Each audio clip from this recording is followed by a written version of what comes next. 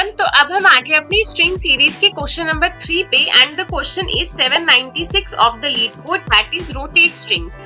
इसके अंदर आपके पास एक एस स्ट्रिंग गिवन होगी और एक गोल स्ट्रिंग गिवन होगी।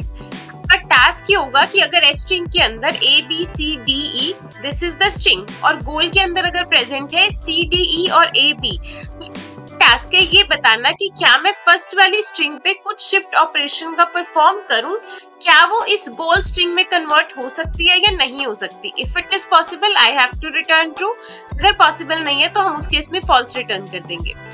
ये जो शिफ्ट ऑपरेशन है ये क्वेश्चन के अंदर डिफाइंड है कि इसमें हम लेफ्ट मोस्ट कैरेक्टर को राइट मोस्ट पोजीशन पे रख सकते हैं एक शिफ्ट में। ऐसे हम मल्टीपल शिफ्ट्स कर सकते हैं जब तक मेरी एस वाली स्ट्रिंग गोल वाली स्ट्रिंग में कन्वर्ट नहीं हो जाती। जैसे कि इस एग्जांपल के अंदर अगर हम देखें तो अगर मैं ए को यहाँ पे शिफ्ट कर दूंगी it will become B C D E A, और अगर मैं बी को भी शिफ्ट कर दूंगी it will become C D E A B, और C D E A B is equal to this goal.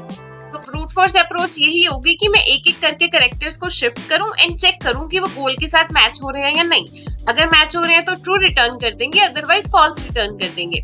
But इसका एक ऑप्टिमल वे हो सकता है। ऑप्टिमल वे विल बी अगर मेरी स्ट्रिंग एस के अंदर ए बी सी डी और ई है तो मैं इसी स्ट्रिंग एस को खुद से ही कंकैटिनेट कर दूंगी। कंकैटिनेट करने के बाद ये स्ट्रिंग कुछ ऐसे बन जाएगी A B C D E A B C D E, और गोल के अंदर क्या था सी डी ई ए बी।